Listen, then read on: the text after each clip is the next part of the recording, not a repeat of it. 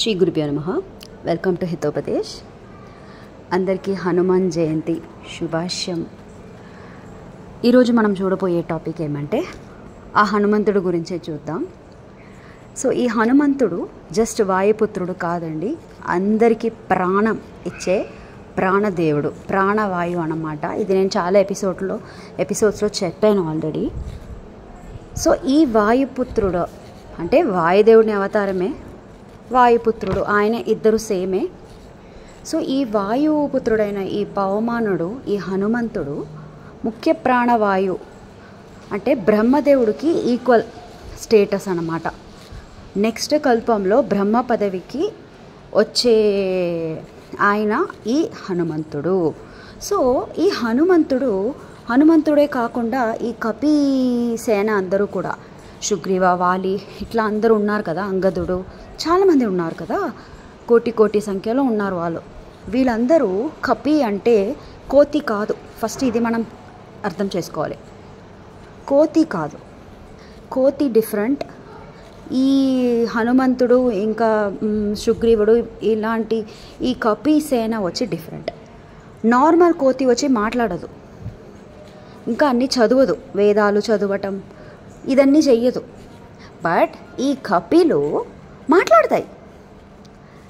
And హనుమంతుడు ఒక జ్ఞాని. హను అంటేనే జ్ఞానం అని అర్థం, ఇంకా సుందరం అనే అర్థం. చాలా మీనింగ్స్ ఉన్నాయి హను అనటానికే కూడా. సో సుందర పురుషుడు అన్నమాట హనుమంతుడు, ఇంకా పెద్ద జ్ఞాని. మనం కూడా చెప్పుకోవచ్చండి, ఒక 4 మాటలు ఇంగ్లీష్ నేర్చేసుకుంటే ఓ పెద్ద జీనియస్ లాగా వాడు బిహేవ్ చేస్తూ ఉంటారు. మనం లోకంలో చూస్తూ ఉన్నాం కదా. కొంచెం ఏమైనా కొంచెం విద్య వచ్చేస్తే వాళ్ళే పెద్ద జీనియస్ లాగా ఇది చూపించడం, సీన్ చూపించడం, ఇట్లాంటి వాళ్ళు ఉన్నారు లోకంలో. బట్ హనుమంతుడు ఎట్లాంటి వాడు అంటే ఆయనే చెప్పుకోలేదండి, నేను ఒక జ్ఞాని, అందరూ నాకు దండం పెట్టుకోండి అని హనుమంతుడు డిక్లేర్ చేయలేదు, ఎవరిని పిలవలేదు. ఇప్పుడు మనం వచ్చి ఇప్పుడు ఒక డిగ్రీ చేస్తాం, ఇది కంప్లీట్ చేస్తారు, అది కోర్స్ కంప్లీట్ చేస్తారు, ఇంజనీరింగ్ ఏదో ఒకటి అనుకోండి. ఆ సర్టిఫికేట్ ఎవరిస్తారు? వాళ్ళకి పైన యూనివర్సిటీ వాళ్ళు సర్టిఫికేట్ ఇస్తారు. అట్లాగా హనుమంతుడి కన్నా పైన ఎవరు ఉన్నారు అంటే దేవుడు మాత్రమే ఉన్నాడు, ఇంకా వేరెవ్వరు లేరు. మిగిలిన వాళ్ళందరూ ఇంద్రుడైనా సరే, చంద్రుడైనా సరే, ఎవరైనా సరే హనుమంతుడు అంటే ముఖ్య ప్రాణవాయువుకి కిందనే వస్తున్నారు. సో హనుమంతుడికి పైన అంటే ఇంకా మహాలక్ష్మి, మహావిష్ణు తప్ప ఇంకెవ్వరు లేరు. ఈ హనుమంతుడికి ఎవరు సర్టిఫికేట్ ఇవ్వాలండి? జ్ఞాని అంటే నువ్వు ఇది కంప్లీట్ చేసావు, ఈ కోర్స్ కంప్లీట్ చేసావు, వెరీ గుడ్ అని అక్నాలెడ్జ్ ఎవరు చేయాలంటే మహాలక్ష్మి కానీ శ్రీమన్నారాయణుడు కానీ చేయాలి. సో అట్లాంటి శ్రీమన్నారాయణుడే కదా శ్రీరామచంద్రమూర్తిగా అవతారం తీసుకుని వచ్చినది భూలోకంకి. ఆ రామచంద్రమూర్తి సర్టిఫికేట్ ఇస్తాడు హనుమంతుడికి. ఎప్పుడు అంటే రామలక్ష్మణ ఇద్దరు కూడా సీతామాతని రావణాసురుడు ఎత్తుకుని పోతాడు కదా, అప్పుడు సీతామాతని వెతుక్కుని వచ్చేలాగా రామచంద్రమూర్తి ఆబ్వియస్లీ యాక్షన్. ఆల్రెడీ నేను చెప్పినట్టు రాముడికి ఇంకా సీతకి వాళ్ళిద్దరూ వచ్చి శ్రీమన్నారాయణుడు ఇంకా మహాలక్ష్మి ఇద్దరు అవతారమే. వాళ్ళ లోపల ఎప్పుడు కూడా సెపరేషన్ అన్నది లేదు. ఇదన్నీ వచ్చి లోకానికి ఒక ఏదైనా చెప్పచ్చు అంటే రావణాసురుని వధం అవ్వాలి కాబట్టి ఇవన్నీ ఆల్రెడీ ప్రీ ప్లాన్డ్ యాక్షన్స్ అంతే. దానివల్ల రాముడికి దుఃఖం వచ్చింది, ఏడిచాడు, అవును చూపిస్తారు అట్లా. అది కూడా రాముడు యాక్షనే, నిజంగా లేదు. దేవుడికి ఎప్పుడు దుఃఖం అనేది లేనే లేదు, దోషాలే లేదు. ఎందుకంటే దుఃఖం అంటే దోషం అయిపోతుంది. అప్పుడు రాముడికి దుఃఖం వచ్చిందంటే అప్పుడు రాముడికి దోషం. అయితే దేవుడికి దోషం ఉందా? దేవుడికి దోషం ఉందని మనం అనుకున్నాం అనుకోండి, నిత్య నరకంకి వెళ్ళిపోతాం. సో ఇదన్నీ యాక్షన్స్ అనేది మనం గుర్తుపెట్టుకోవాలి. సో ఈ రామచంద్రమూర్తి ఇంకా లక్ష్మణుడు సీతామాత ఎక్కడ కనిపించలేదని వెతుక్కుని వచ్చే దారిలో కిష్కింతాకు వస్తారు కదా. కిష్కింతాకు వచ్చి ఋష్యముఖ పర్వతం అని ఉంటుంది. అక్కడ సుగ్రీవుడు వాళ్ళు ఒక గ్రూప్ ఫామ్ చేసుకొని వాలికి భయపడి అక్కడ ఋష్యముఖ పర్వతంలో వాసం చేస్తూ ఉన్నారు. అప్పుడు హనుమంతుడు అక్కడ ఉన్నాడు. యాక్చువల్లీ హనుమంతుడు వెయిట్ చేస్తూ ఉన్నాడు రామచంద్రమూర్తిని మీట్ అవ్వాలని. ఎందుకంటే హనుమంతుడు కూడా సర్వజ్ఞుడే. ఆయన స్వామి అయిన రామచంద్రమూర్తి రావాలి, ఇంకా ఆయన ఆ సేవ కోసమే కదా వెయిటింగ్. అప్పుడు రామచంద్రమూర్తి ఇంకా లక్ష్మణుడు వస్తే జాంబవాన్ వీళ్ళందరూ కూడా కలిసి సుగ్రీవుడు అందరూ అది ఎవరో ఇద్దరు మనుషులు వచ్చారు, ఎవరని అడిగిరా అంటే హనుమంతుడు వచ్చి ఒక బ్రాహ్మణుడు వేషం వేసుకుని ఎదురెళ్తారు. రామచంద్రమూర్తి ఇంకా లక్ష్మణుడికి ఎదురుకెళ్తారు. వెళ్ళి దండం పెట్టుకుంటారు. దండం పెట్టుకొని మాట్లాడడం మొదలెడతారు, మీరెవరు ఏమి అని.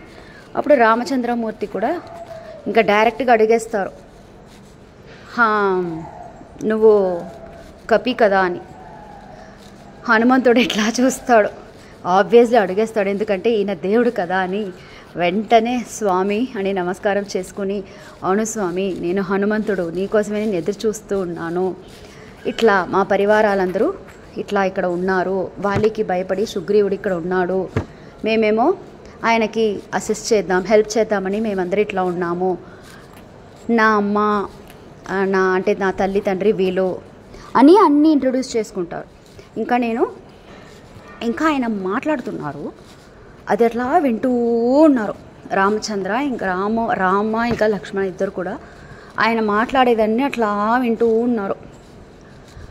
అన్నీ విన్న తర్వాత ఆయన ఇంట్రొడక్షన్ అని చెప్పుకుంటారు. సుగ్రీవుడు వాళ్ళ గురించి అన్నీ మొత్తం చెప్తారు, కథలన్నీ. అన్నీ అయిపోయాక దండం పెట్టుకుంటారు. అప్పుడు లక్ష్మణుడి దగ్గర రాముడు చెప్తాడండి, ఏం తెలుసా, నా ఋగ్వేద వినీతస్య న యజుర్వేద ధారిణః న సామవేద విదూషః స్పష్టమేవం ప్రకాశితం మూలం వ్యాకరణం కృత్సం అనేన బహుధా శ్రుతం ఇంకా బహు వ్యాహరత న కించిత్ అపశబ్దితం బహు వ్యాహరథానేన నా కించిత్ అపశబ్దితం అని రాముడు లక్ష్మణుడి దగ్గర చెప్తాడు. ఏమంటే నా ఋగ్వేద వినీతస్య, చూడు లక్ష్మణ అంటే రాముడు హనుమంతుడు గురించి లక్ష్మణుడికి చెప్తాడు. లక్ష్మణుడు అడుగుతాడు, ఎవరు అన్నా ఇది? చూడండి, ఆదిశేషుడిని అవతారం లక్ష్మణుడు, బట్ భూలోకంలో అవతారం తీసుకుని వచ్చేటప్పుడు వాళ్ళకు కూడా అజ్ఞానం ఉంటుంది. ఎక్సెప్ట్ ముఖ్య ప్రాణవాయు అంటే హనుమంతుడు, వేరే ఎవరైనా అవతారం తీసుకుని కిందకు వచ్చారంటే వాళ్ళకి కొంచెమైనా అజ్ఞానం అనేది ఉంటుంది డెఫినెట్లీ.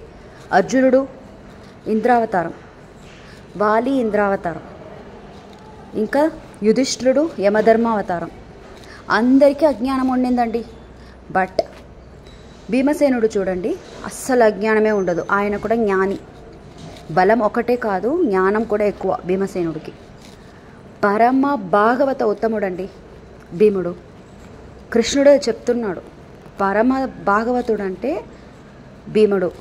ఎందుకంటే నేను ఏం చెప్పినా వింటాడు, ఇంకా నా మనస్సు ఏమి అనుకుంటుందో అదే చేస్తాడు భీముడు. అంటే జ్ఞానియే కదా. అట్లాగే అండి హనుమంతుడు సేమ్ ఆ వాయు అవతారమే వీళ్ళిద్దరు కూడా, ముఖ్య ప్రాణ అవతారమే హనుమంతుడు ఇంకా భీమసేన దేవుడు ఇద్దరు కూడా. సో హనుమంతుడికి ఉన్న ఈక్వల్ పవర్, బలం, శక్తి, జ్ఞానం అన్నీ భీమసేనుడికి కూడా ఉంది.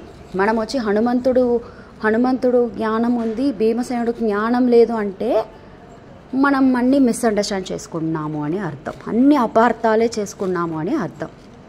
సో వీళ్ళిద్దరూ ఒకటే అనేటప్పుడు, అవతారం ఒకటే మారుతుంది అనేటప్పుడు ఈక్వల్ వాళ్ళకి పవర్, జ్ఞానం, బుద్ధి, శక్తి అన్నీ ఈక్వలే. సో అట్లాంటి హనుమంతుడిని చూడండి శ్రీరామచంద్రమూర్తి సర్టిఫికేట్ ఇస్తున్నారు. చూడు లక్ష్మణ, ఈయన నార్మల్ పర్సన్ అని అనుకోకు.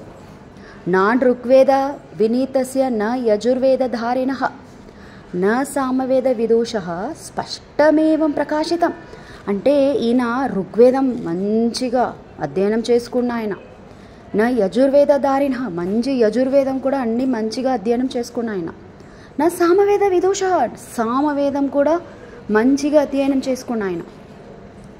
స్పష్టమేవం ప్రకాశితం. ఇంకా చూడండి, ఈ ఋగ్వేదం మంచిగా అధ్యయనం చేసిన వాళ్ళకి వినీతం వస్తుందంట, అంటే చాలా హంబుల్గా ఉంటారు.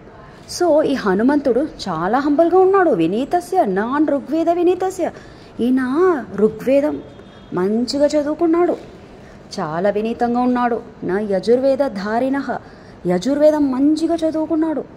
ధారిణ అంటే ధారణాశక్తి ఉంది ఈయనకి. నా సామవేద విదూష, సామవేదం మంచిగా నేర్చుకున్నాడు. వైదుష్యం ఉంది ఈయన దగ్గర.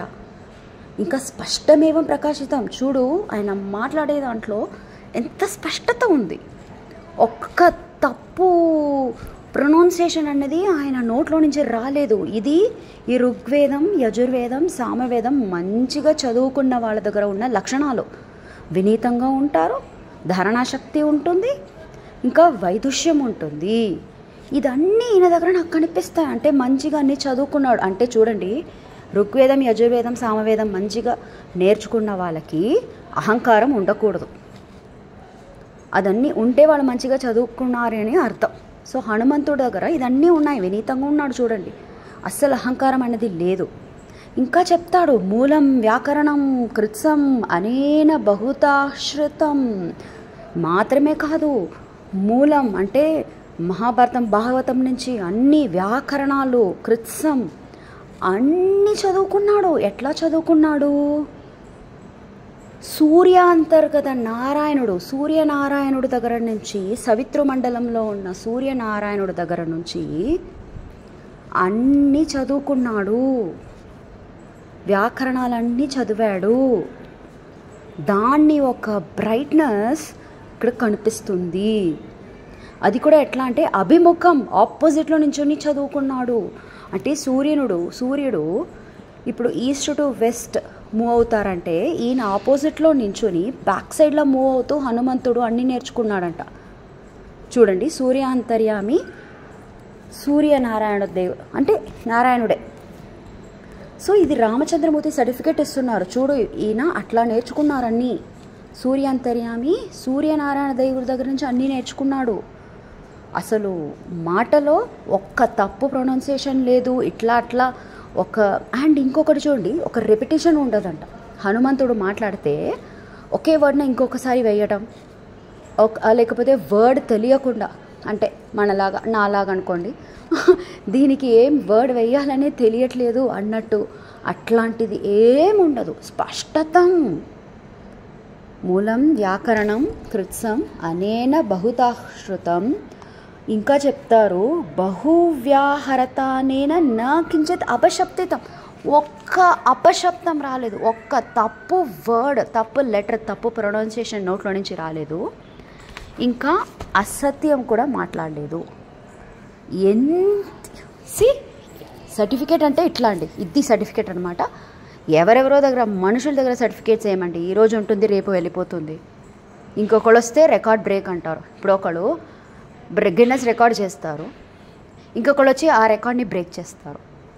అప్పుడు ఆ సర్టిఫికేట్ ఇచ్చిన ఈయనకి సర్టిఫికేట్ ఇచ్చిన వాళ్ళు ఆయనకు కూడా నువ్వు బాగా చేసావని అక్కడ సర్టిఫికేట్ ఇచ్చేసి ఇంకెళ్ళిపోతారు. బట్ ఇక్కడ పరమాత్ముడు శ్రీరామచంద్రమూర్తి, సర్వోత్తముడైన రామచంద్రమూర్తి దగ్గర సర్టిఫికేట్ మనం తీసుకున్నాం అనుకోండి, ఇంకా అది శాశ్వతంగా ఉంటుంది. అందుకే హనుమంతుడికి ఆ జ్ఞాని అన్న పేరు కూడా రామచంద్రమూర్తి దగ్గర నుంచి వచ్చింది కాబట్టి ఆయనకి ఆ పేరు కూడా శాశ్వతమైంది. హనుమతే జ్ఞాని అనేసాడండి. ఇంకా చెప్పడానికి ఏం లేదు. త్రికాలం కూడా తెలిసిన జ్ఞాని. నీకు పాస్ట్ తెలుసు, ప్రజెంట్ తెలుసు, ఫ్యూచర్ తెలుసు. అది మాత్రమే కాదు, అన్ని వేదాలు, శాస్త్రాలు, పురాణాలు, మూలం, వ్యాకరణాలు అన్నీ తెలుసు. నోట్లో నుంచి ఒక అపశబ్దం రాదు, ఒక తప్పు మాట రాదు, అసత్యం రాదు. ఏం మాట్లాడినా సత్యమే. అధర్మం చెయ్యడు, ఎప్పుడు ధర్మమే. ఇంకా శ్రీరామచంద్రమూర్తి ఇంకా మహాలక్ష్మి తప్ప ఎవరిని ఇంప్రెస్ చేయడానికి వెళ్ళడు హనుమంతుడు. అంటే దేవుడే నాకు అన్నీ. అండ్ ఆబ్వియస్లీ ఆయనకి పైన ఉన్నది దేవుడు మాత్రమే. మిగిలిన అందరు దేవతలు హనుమంతుడిని సేవకులు. కాబట్టి హనుమంతుడు శ్రీరామచంద్రమూర్తి ఇంకా మహాలక్ష్మిని అవతారమైన సీతామాతకి సేవకం చేయడానికి ఈ హనుమంతుడు అవతారం తీసుకున్నారు. ఇంకా అఖండ బ్రహ్మచర్యం, అది మీకు తెలిసినదే, అఖండ బ్రహ్మచర్యం ఆ అవతారంలో మాత్రం. సో ఆ జ్ఞాని అన్న ఆ సర్టిఫికేట్ వచ్చి శ్రీరామచంద్రమూర్తి దగ్గర నుంచి హనుమంతుడికి వచ్చింది. దీనికన్నా పెద్ద సర్టిఫికేట్ కావాలా? దేవుణ్ణి ఇంప్రెస్ చేయాలండి మనం ఏదైనా ఎప్పుడైనా కూడా. ఈ నార్మల్ హ్యూమన్ బీయింగ్స్ మనుషుల్ని ఇంప్రెస్ చేయడానికి మనం వెళ్ళొద్దు. బికాస్ దానికోసం మనం ఎంత కిందకి వెళ్ళిపోతాం కదా. ఇప్పుడు ఒకళ్ళని ఇంప్రెస్ చేయాలనుకుని ఇప్పుడు ఎన్నో మంది చూస్తాం కదా, ఎంత నీచమైన అది అసలు మనకి దానివల్ల ఏమవుతుంది ఫ్యూచర్ ఏది నాకు అవసరం లేదు, ఇప్పుడు నాకు ఇంప్రెస్ చేయాలి వీళ్ళని.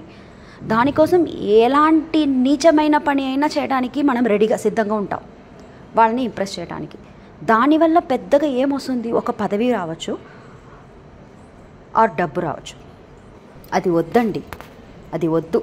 మనం హనుమంతుడిలాగా దేవుడిని ఇంప్రెస్ చేయడానికి ట్రై చేయాలి. ఇంకా మనకి గురువులు ఉంటారు, మంచి దారి చూపించే గురువులు, వాళ్ళని ఇంప్రెస్ చేసి ఇంకా ఈ వాయుపుత్రుడైన హనుమంతుడు ద్వారంగా మనం శ్రీరామచంద్రమూర్తిని ఇంప్రెస్ చేయాలండి. వేరెవ్వరిని మనం ఇంప్రెస్ చేయక్కర్లేదు, హ్యూమన్ బీయింగ్స్ని. అప్పుడు మనకి దేవుడిచ్చేది అన్నీ కూడా శాశ్వతంగా ఉంటుంది. ఇంకా ఆయన దగ్గరే మనని పెట్టుకుంటాడు. హనుమంతుడు కూడా అట్లాగే పెద్ద జ్ఞాని అన్న సర్టిఫికేట్ ఆయనకి దేవుడి దగ్గర నుంచి వచ్చింది. సో ఇట్లాంటి ఒక మంచి క్వాలిటీ ఈరోజు, అంటే మనకి యోగ్యత అంతే. ఈరోజు ఆయనకు హనుమాన్ జయంతి కాబట్టి అట్లీస్ట్ ఒక్క క్వాలిటీ అయినా మనం ఆయన గురించి మాట్లాడదామని ఎపిసోడ్ తీసుకున్నా. ఈ వినయం, అహంకారం లేకుండా ఉండటం, ఇంకొకరికి సహాయం చేయటం, ఇదన్నీ మనం హనుమంతుడి దగ్గర నుంచి నేర్చుకోవాలి. ఇంకా ఇంకా హనుమంతుడి గురించి చాలా చెప్పచ్చు. గొప్ప గొప్ప క్వాలిటీస్ ఆయన దగ్గర ఉన్నాయి. అందుకే ముఖ్య ప్రాణవాయువుగా ఇంకా మనలో ప్రాణశక్తి మనకి ఇస్తూ, ఇంకా రామచంద్రమూర్తికి దాన్ని సమర్పణం కూడా చేస్తూ ఆయన సేవని దేవుడికి ఇంకా మహాలక్ష్మికి చేస్తూ ఉన్నారు. అట్లాంటి హనుమంతుడిని మనం హనుమంతుడికి వచ్చి సేవ చేసి ఆయన నామస్మరణ, పాటలు, భజనలన్నీ చేసి మనం కూడా వచ్చి ఉత్తమ స్థితికి వెళ్ళాలి. ఈరోజు ఎపిసోడ్ మీకు నచ్చిందని అనుకుంటా. ఇంకా హనుమంతుడి గురించి మనం ఒక్కొక్క క్వాలిటీగా చూద్దాం ఫ్యూచర్లో. ఈరోజు ఎపిసోడ్కి ఇది చాలు. సర్వం శ్రీకృష్ణార్పణమస్తు.